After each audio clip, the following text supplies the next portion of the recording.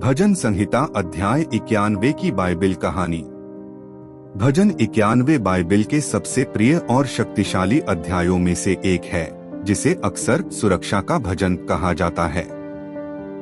यह उन लोगों के लिए ईश्वर की देखभाल, सुरक्षा और मुक्ति का गहरा आश्वासन प्रदान करता है जो उस पर भरोसा करते हैं। काव्यात्मक कल्पना से समृद्ध यह अध्याय ईश्वर को एक आश्रय और गढ़ के रूप में बताता है, जो देखे और अनदेखे सभी प्रकार के खतरों से सुरक्षा का वादा करता है। यह विश्वास दैवीय सुरक्षा और सभी परिस्थितियों पर ईश्वर की संप्रभुता के विषयों को बताता है। श्लोक 1 से 2 ईश्वर की उपस्थिति में निवास करना। भजन उन लोगों के लिए सुरक्षा की घोषणा के साथ शुरू होता है जो ईश्वर की शरण में रहना चुनते हैं। वह जो परम प्रधान के गुप्त स्थान में निवास करेगा, वह सर्वशक्तिमान की छाया में रहेगा। यह कविता उस अंतरंगता और सुरक्षा पर जोर देती है जो ईश्वर के करीब रहने से मिलती है। गुप्त स्थान आध्यात्मिक निकटता का एक रूपक है, जबकि सर्वशक्तिमान की छाया दिव्य आश्रय का सुझाव देती है। भजनकार आत्मविश्वास से घोषणा करता है, प्रभु मेरा शरण स्थान और गढ़ है। परम रक्षक के रूप में ईश्वर पर विश्वास को रेखांकित करता है। श्लोक 3 से 8 खतरे से मुक्ति। ईश्वर की सुरक्षा जीवन के हर पहलू तक फैली हुई है। निश्चय वह तुझे बहेलिये के जाल से और महामारी से बचाएगा। बहेलिये का जाल छिपे हुए जाल को दर्शाता है और शोर फैलाने वाली महामारी घातक बीमारियों को दर्शाता है।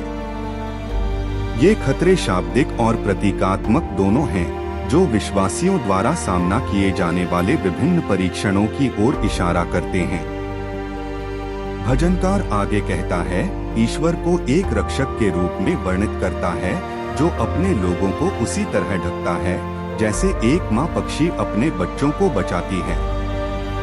वह तुझे अपने पंखों से ढांप लेगा और तू उसके पंखों के नीचे भरोसा रखेगा। उसकी सच्चाई तेरी ढाल और झिलमिलाहट ठहरेगी।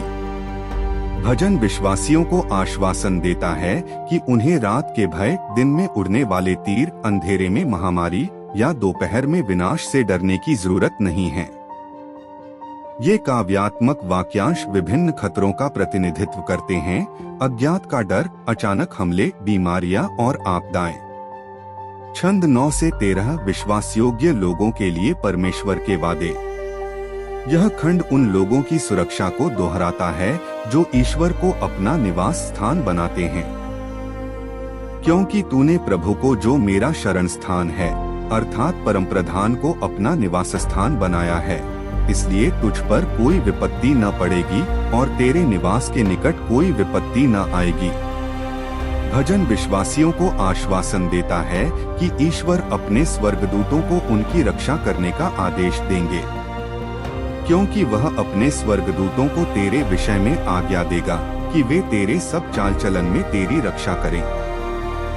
स्वर्गदूतों को विश्वासियों को ऊपर उठाने वाले के रूप में वर्णित किया गया है, ताकि वे ठोकर न खाएं। वे तुझे हाथों हाथ उठा लेंगे, ऐसा न हो कि तेरे पाँव में पत्थर से ठेस लगे।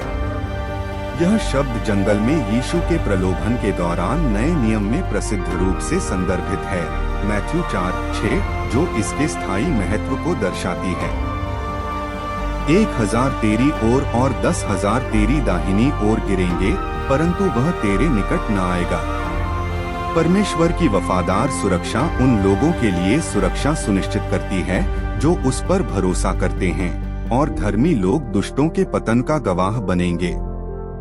भजनहार खतरनाक प्राणियों पर विजय की भी घोषणा करता है। तू सिंह और नाग को रौंदेगा, तू जवान सिंह और अजगर को पांव तले रौंदेगा। ये जानवर शक्तिशाली शत्रुओं और खतरों का प्रतिनिधित्व करते हैं जो ईश्वर की शक्ति के माध्यम से आस्तिक की जीत पर जोर देते हैं। ईश्वर उन लोगों को उत्तर देने का वादा करता है जो उसे पुकारते हैं, मुसीबत के समय में उनके साथ रहेंगे और उनका सम्मान करेंगे। वह मुझे पुकारेगा और मैं उसे उत्तर दूंगा, मैं संकट में उसके साथ रहूंगा, मैं उसे बचाऊंगा। और उसका आदर करूंगा।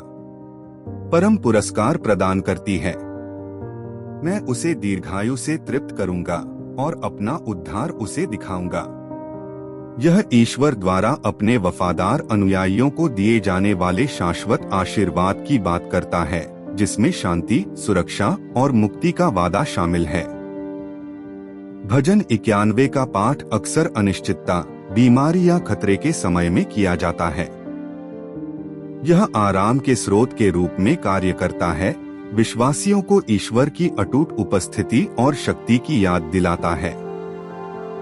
यह ईश्वर पर पूरा भरोसा करने, उसकी उपस्थिति में रहने और उसके वादों पर भरोसा करने का आह्वान है। ये संकेत भजन 91 की शक्तिशाली कल्पना और विषयों को दर्शाते हैं, जो दैवीय सुरक्षा, मुक्ति और ईश्वर की उपस्थिति के आश्वासन को चित्रित करते हैं।